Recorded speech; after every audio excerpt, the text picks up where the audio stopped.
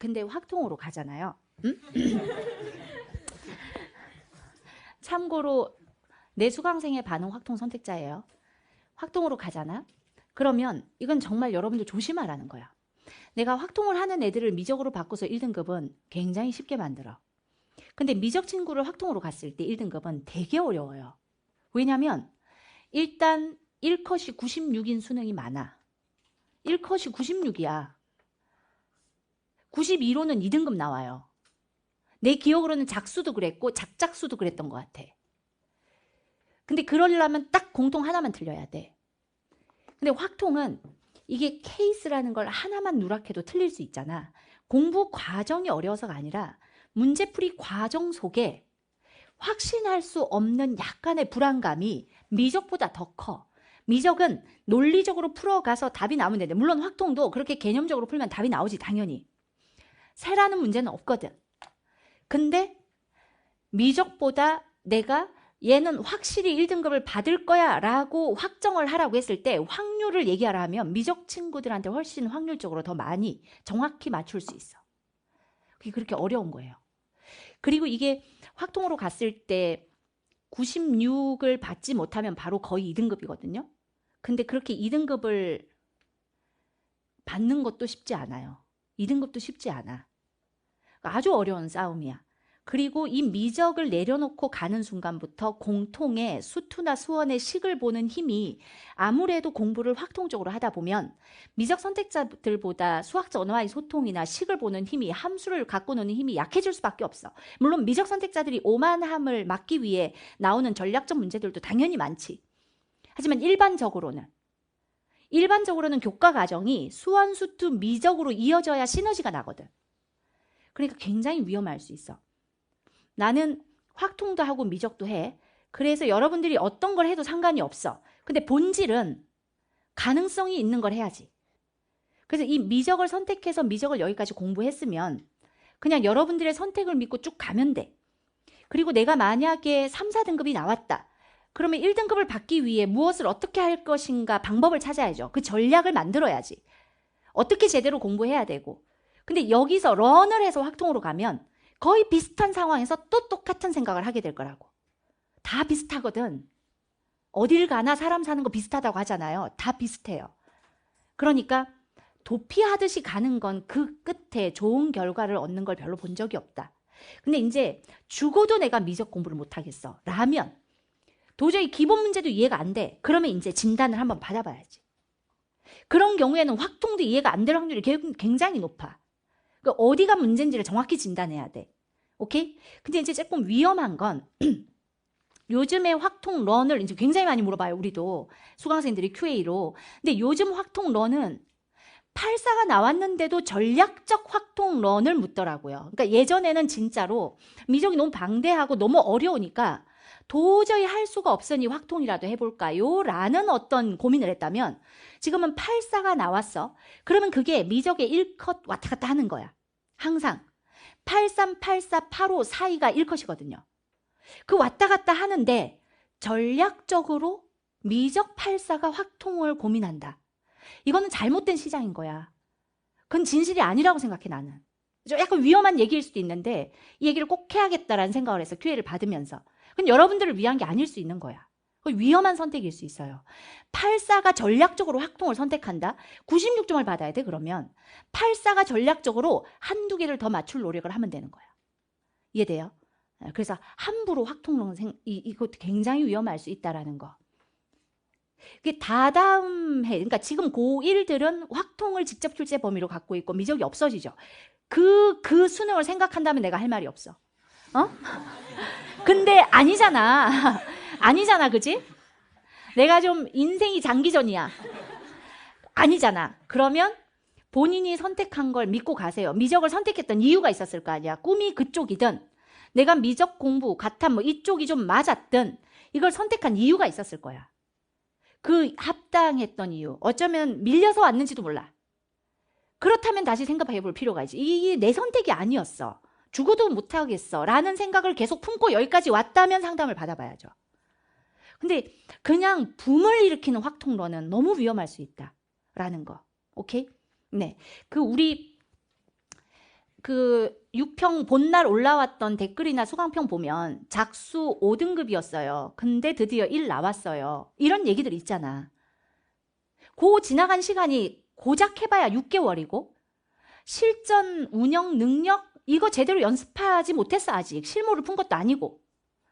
근데 그 올바르게 공부하는 개념 에센스, 기본적인 관점, 그 하나하나의 테마를 제대로 파고드는 것만으로도 충분히 해낼 수 있는 거지. 그만큼을 덜 했냐 했냐의 차이지 안 한 거지 못한 게 아니라고. 오케이? 안 한 거라고 봐야 돼. 못한 게 아니라. 이 세상을 믿으세요. 고생한 만큼 줘요. 수험생들한테는. 그걸 믿어버려야 될 것 같아. 나는 그걸 보장해. 오케이?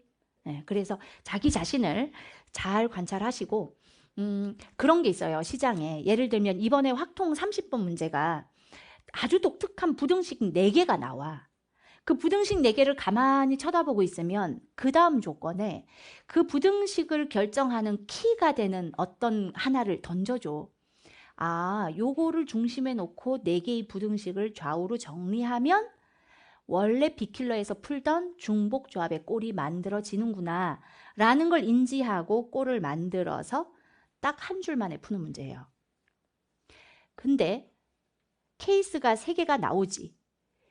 F2라는 값이 홀수라고 하니까 1일 때, 3일 때, 5일 때 케이스가 3개 나오는데 각각의 케이스에서 값을 구하는 건 3 곱하기 3H5 이게 끝이야. 평가원에 대한 강력한 신뢰로 이 복잡한 부등식이 주어졌지만 개념을 사용하면 돼 라는 믿음으로 한 5초만 그 부등식을 들여다보면 그러면 이걸 어떻게 정리해야 내가 갖고 있는 개념으로 이 부등식을 끌고 올 건지가 보여.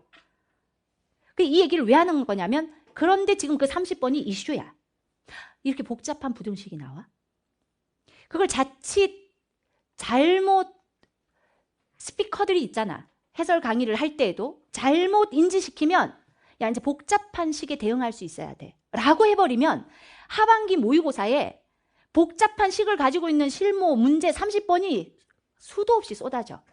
그럼 누가 피해를 받는 거냐면 잘못 분석한 강사 때문에 학생들이 피해를 받는 거지.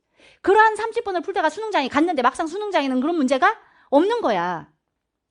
그러니까 이 입시판이 여러분들이 생각하는 것처럼 그렇게 아주 깔끔하지 않을 수 있다. 그러니까 교과서를 믿어라 차라리. 오케이? 그게 나아. 여러분들의 선택을 믿고 여러분들이 생각하는 자기 자신을 믿고 그렇게 가야 된다고 생각해 난. 그래서 이 확통 30번이 또 이슈가 됐고 난 너무 무서운 게 이 확통 30번으로 인해 또 얼마나 많은 실무에서 확통 선택자들을 괴롭힐지. 근데 그게 수능에 도움이 되면 되는데 훈련상 도움이 어느 정도는 되겠지. 근데 그 모래주머니라는 효과도 올바른 방향으로 끌고 갈 때 의미가 있는 거지. 딴 세상에서 놀게 하는 모래주머니는 나쁜 태도를 다른 방향성으로 끌고 가는 굉장히 나쁜 습관을 만들어낼 수 있단 말이죠. 그러니까 6평 전후 엄청 시끄러운 게 사실이야. 조금은 귀를 닫고. 그래서 선생은 나도 몰라. 나도 어쨌든 사교육 강사잖아요. 근데 노력을 엄청 해요. 많은 노력을 엄청 해. 그래도 이게 내가 하는 강의인데 내 강의가 내 손을 떠나는 순간부터 여러분들의 원하는 목표를 달성할 거냐 말 거냐, 꿈을 이룰 거냐 말 거냐로 갖고 가는 여러분들의 강의가 되니까 나는 이게 너무 무서운 게 6평 끝나고 나오면서 쌤, 6평 문제가 좀 낯설었어요 라거나 내가 모르는 게 있는 것 같아요 라거나 물론 하고 안 하고의 차이로 그런 말을 할 수는 있으나 내가 가르친 바운더리 밖에서 다른 방향성으로 출제가 된다거나 이러면 나는 그거를 이겨낼 자신은 없어요. 그 고통을. 그래서 그게 너무 무섭고 문항을 제작하고 여러 가지 이 강의에 관련된 행위를 할 때 언제나 본질에는 여러분들과 그 컨텐츠가 있어. 그래서 이 6평 전후 떠드는 얘기들은 귀를 좀 막을 필요가 있고 하반기에 나오는 컨텐츠가 6평을 기반으로 만들어지는 경우가 거의 대부분이에요. 왜냐하면 9평은 이미 수능에 가깝고 9평 나오기 전에 문제지들은 거의 다 만들어져.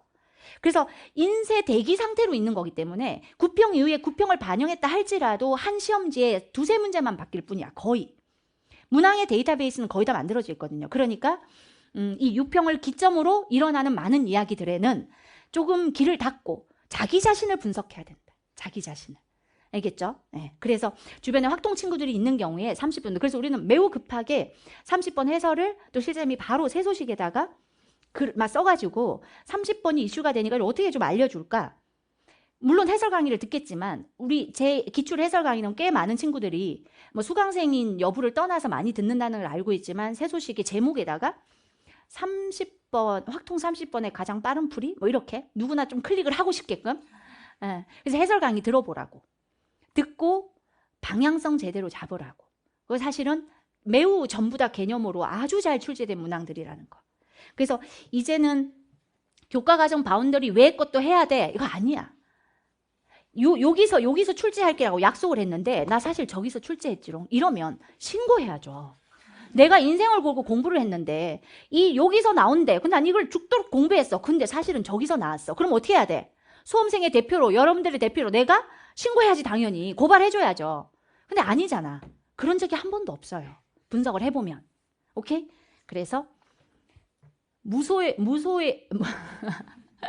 뿔처럼 이게 입안이 헐어갖고 말이 잘 안 나요. 무소의 뿔처럼 혼자서 가라. 어떤 바람에도 걸리지 않는 그물처럼 무소의 뿔처럼. 오케이? 강력하게 가세요. Keep going. 된다. 알겠습니까? 네.